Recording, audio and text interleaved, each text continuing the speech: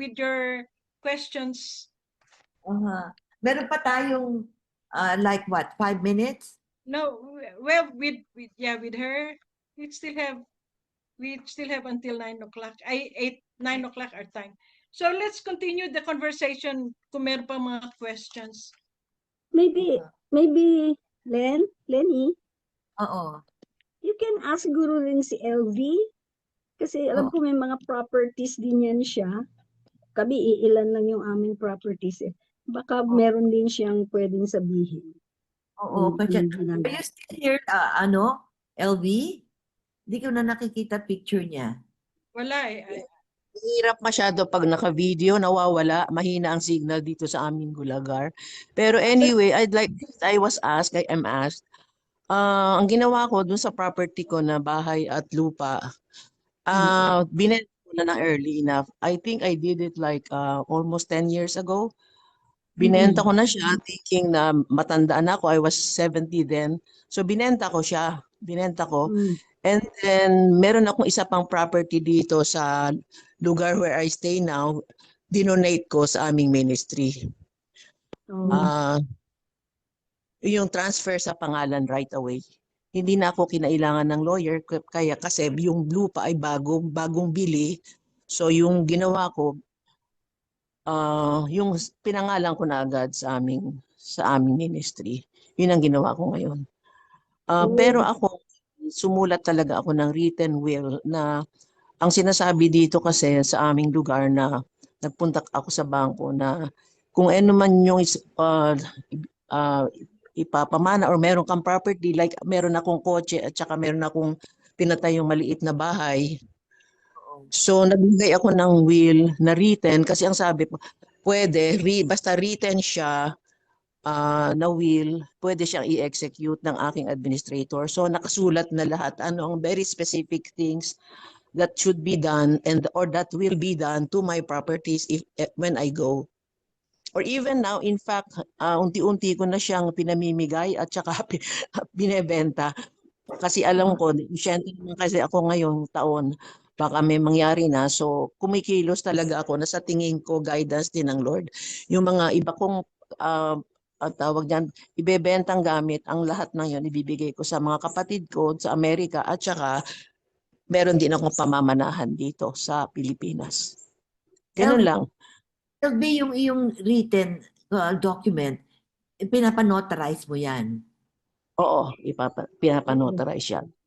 Kailangan ganun. Pero dapat kasi kung gusto mo na hindi na kailangan dumaan pa sa mga proseso, I cannot remember anymore ano yung proseso na yon. Pero yun yung sinasabing pag written ba siya, written at notarized, hindi mo kailangan dumaan sa proseso ang mahirap using an attorney. Ganyan. And it so happened naman, yung best friend ko may anak na lawyer, so siya yung pinapagawa ko. Oo. Ano, kailangan handwritten mo? Handwritten. Hindi pwede. Para madali na. Kasi mas madali pag handwritten at saka na-notarized siya. Ganon ang ginagawa. Pero yung ibang mga bagay, katulad ng iba kong, halimbawa yung property ko ng kotse, tsaka yung may bahay pa akong maliit dito, yun, kasama yun sa handwritten, pati yung mga iba kong gamit. Specific masyado ang ginawa kong pagsulat ng kamay. Hindi mo pwede i-type. Advice siya ng lawyer actually. Na handwritten, no? Na pwedeng handwritten. Oo. Basta notarized siya. Notarized. So practically in order naman ang mga gamit kung hindi naman ganun karami, no? Pero at least dapat kasi meron talagang will para yung mga maiiwan dito na nagmamanage ng property ko hindi sila mahirapan. Kasi mga kaibigan ko lang ito tsaka yung kasama ko sa church ang magmamanage o kasama ko talaga na tumutulong sa akin. Kailangan alam nila ang gagawin nila at para sa kanilang sake, ginawa ko ito para hindi sila mahirapan at hindi rin magreklamo at mag-question ang mga kapatid ko na nasa Amerika. Yun yung question. Ano ang legal authority ng mga magmamanage ng property mo? Nakalista siya sa will. Kasama siya, nakalagay doon administrators ng will ko na inonotarized. Alam yun ng lawyer. Actually, advice ng lawyer yan. Oo. Pumunta kasi ako talaga sa lawyer early enough noon pa para magtanong ano ang pwede kong gawin sa properties. Mm, mm. Tapos hindi tinatax yan. Hindi, kasi ang sabi sa akin, kahit i-donate mo daw, malaki din daw ang tax. Hindi ba totoo yun? Dito sa Pilipinas, sa Pilipinas. Ang actually hindi donate ang nangyari doon yung property ko. Yung binili ko yun nasa pangalan na kaagad. Hindi ko na sa pangalan, pero akong gumasta doon. Yung yeah. bahay, Oh. Pero LV, bahay may tayo yun question sa lang lupa. ako. Yung pangalan ng receipt, yung pangalan na nasa receipt nung binili mo, is ka kanila na. Oo, diretso na. Okay. Para walang problema, diniretso ko. Oo. Kasi yung sa amin, sa case namin, lahat ng bayad sa pangalan namin. So, nung nag-titling na, nagtanong ako, pwede ba ilagay na yung title sa pangalan ng mga anak namin? Tig-isa sila. Hindi pwede. Kasi ang nasa resibo ay kami, si Elvin ang Kasi nagbabayad. donation ang So- ginawa mo. Donation kasi ang ginawa mo. Ang ako, binenta ko. Okay. Okay. Parang yung donation, kaliwaan ang naging labas, kaliwaan siya. oo. Ang Masyadong delikado na kasi problema, pagka yung mga donation, marami pang gagawin. So, I Hindi thought that it was yung kasi pagbili ko ng lupa na yon, diniretso ko na sa pangalan. Hindi yeah, na Pangalan ako ng lang tao. nagbayad. yeah, Okay. LV, pangalan ng tao, pangalan ng organization. Kahit Pangalan ano, ng tao na leader ng organization na kasunduan Okay. namin. Okay. you know, Pero that yon, pero nagbabayad talaga siya ng tax. oo. No, I mean, that made a difference. Kasi pagka nasa pangalan mo at ita-transfer mo, kahit donation, di ba yan pagbibili, ang laki pa rin ng tax, almost as much as you have sold it. Laki. Oo. Kaya ayun, ako nahihirapan ako diyan kasi i-donate ka na, ang laki-laki pa rin ng tax. No? Hindi namin Sino ma-donate. nagsasalita? Sinong nagsasalita? Si Lenny, Hindi si Lenny. nag-a-appeal dito. Sino nagsasalita? Si Lenny. Sino? Sino? Si Lenny Sison Juarez. Ewan ko, peke yata ito akin. Alam mo, lumipat na lang ako sa cellphone at tapos nakikinig na lang ako kasi hindi umaandar yung laptop ko na sound. Hindi siguro hindi ako marunong paanong gagawin ko. Kanina pa ako nag-manipulate. Anyway, Lenny, ewan ko, sa ghost expediency lang, ginawa ko, yan na lang ginawa ko talaga. Parang, hindi lang parang, nilagay ko na agad sa pangalan. Oo, that was a wise move. Ano man ang mangyayari doon, siya na ang bahala doong gumawa kasi yun ay para sa All for Jesus Ministries. Hindi yun Oo. para sa kanya. Pagkatapos ganito yan, si Gloria Florendo, involved siya kasi tawag dito, gusto niya maging beneficiary kami ng kanyang company. At ang All for Jesus Ministries magiging beneficiary, no? So kasama lahat ng properties namin dito. Kasi may property ang aming meron nga kaming church na nasa lupa ako na original, pero yun sabi ang ginagawa namin, si Glo, gusto niyang maging beneficiary kami, that if ever she goes, the ministry continues. Sinabi ko lang yun dahil para walang masyadong problema ba sa aming mga properties na ministries kasi nakapangalan siya doon under. Pero hindi pa na isasagawa actually, hindi pa siya talaga na i-enforce kasi mahirap din ang paggawa ng mga ganyan dito sa Pilipinas. Kailangan mo 1 million ang pera mo para magawa yun. Oo. At siya now kalahati. Kasi Matanda na rin si Glo. Si Glo matanda na rin. Kasi pag tinransfer yan sa beneficiary, may tax din yan, di ba? Oo. Siya na ang bahala doon. Hindi ko na alam. Actually, hindi ako masyado nag-iisip na ng mga tax. Ang ginagawa ko na lang, ginawa ko lang yung tamang pwede kong gawin. Pero yung mga taxes, sila na bahala doon. Ayoko namang problema doon. Sabi ko, mahirap din pala itong mga may property na to. Mamamatay ka na lang at sukat, meron ka pang iniintindi. I-donate mo na lang, iniintindi mo pa. Ano ba yan? Sabi nga ni Jesus, Sabi nga ni Malakas ang Jesus, kita ng Pilipinas. talaga, Ibang klase ang Pilipinas. Magaling siyang kumita ng pera, ha? Forgive me for saying it, pero totoo yan.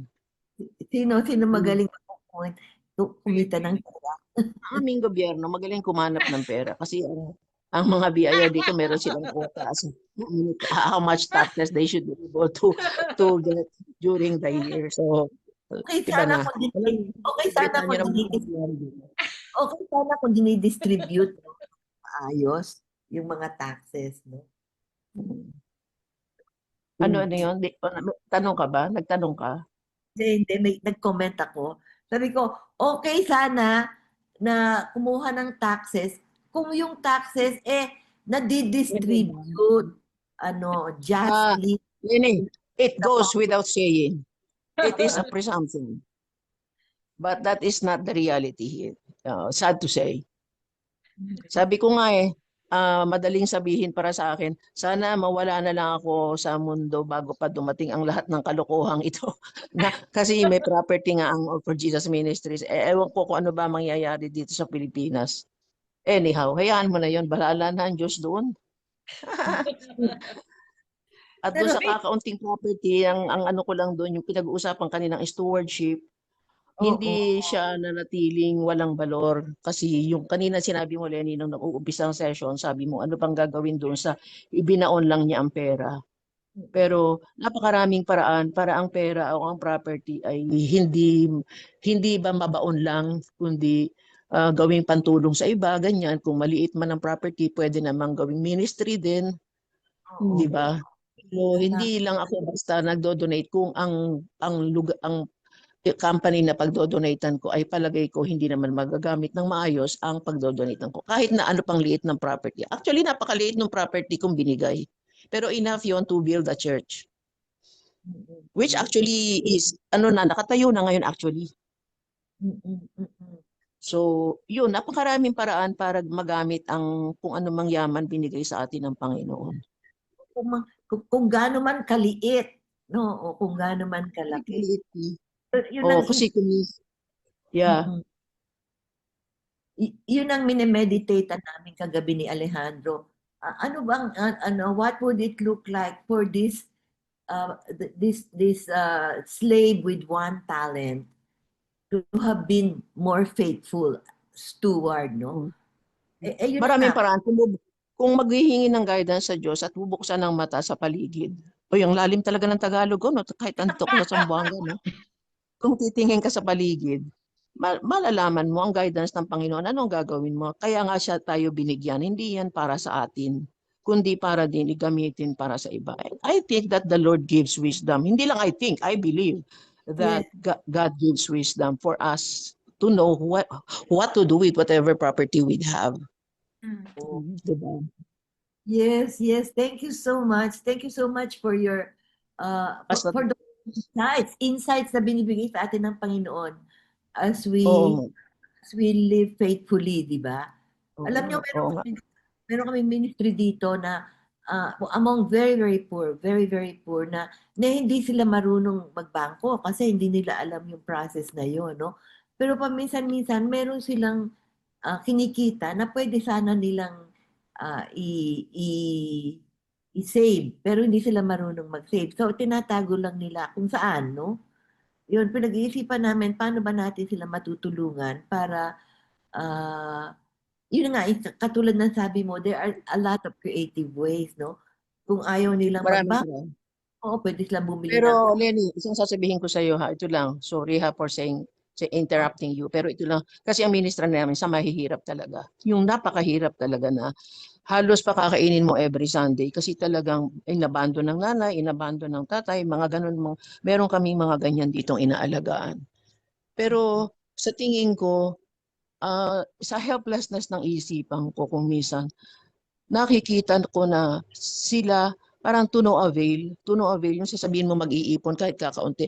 Yung ipon na yun, magagasta pa rin yun. In fact, mga medicine nga, pati para sa high blood, pinoprovide na namin. Na parang, pag pinag-usapan mong mahirap, kailangan mo ng a lot of wisdom from the Lord. Ano ba talagang gagawin? Para hindi sila matulungan sa panahon lang na ito, kundi in the future. And then, hindi yan biro, Lenny. Ang tagal na namin sa ministry, 10 taon nang mahigit. Yung tanong na yan, napakahirap sagutin. Kasi iba ang valor, iba ang values kapag yung ganyang kahirap. I don't know kung dyan sa lugar nyo gano'ng kahirap, pero dito sa aming lugar, grabe talaga ang hirap. Like yesterday, Sunday, pinakain namin dito 10. Yun, ang parents noon wala, abroad, pagkatapos hindi daw sila napapadala ng pera. So anong gagawin namin? So meron kaming napakaraming boxes ng tuna and sardines at sotanghon at bihon. Pag Sunday, minumultiply na namin sa sabaw para mapakain lang sila. So yung sinasabi mong ganyan na ministry sa mga mahihirap, paano sila pag-iipunin? Ang dami-dami niyang connected na mga problema nila. Ang hirap talaga. I'm not discouraging you or anything, but I'm just telling you that reality talaga yan sa mahihirap, lalong-lalo na siguro sa Pilipinas. Very, very helpful. Kasi kasabi mo nga, ang Panginoon magbibigay ng creativity sa atin, no? Magbibigay. Oo. Kung hindi man sila magbangko, merong mga ibang paraan. No? Pwede sila unti-unting magtipon para bumili ng kambing, halimbawa, gano'n, dito sa amin. No? Alam mo ba, marami kaming pato. Hindi sa Dito kasi maraming dito, pato na pamimigay sana nung kaibigan ko. Hindi na ibigay dahil marami talagang problema sila. Sabi ko, parang makakalbo naman yata ako. Pero ang sinasabi mo nga na creativity ng Diyos, pero I think that para bang case to case yung mga pangyayaring ganyan. Hindi ba siya yung sabihin mo, may isang sagot ka lang. oo. Kasi yung kambing, walang kailangan kundi damo. Dito maraming damo. Yun ang sinasabi sa Kailangan mo amin. ng lugar. Kailangan mo ng lugar at magpapermiso ka pa kung yung kambing mo ba ay yung tae ng kambing kalat dito sa aming paguran. Hindi ako makareklamo. Baka makaaway ako ng kapitbahay. Ganyan yan. Ganyan yan. Fertilizer. Gawin mo fertilizer. It goes without saying. Sana nga. O siya, naku, lampas na kayo sa oras. Ano ba yan? No,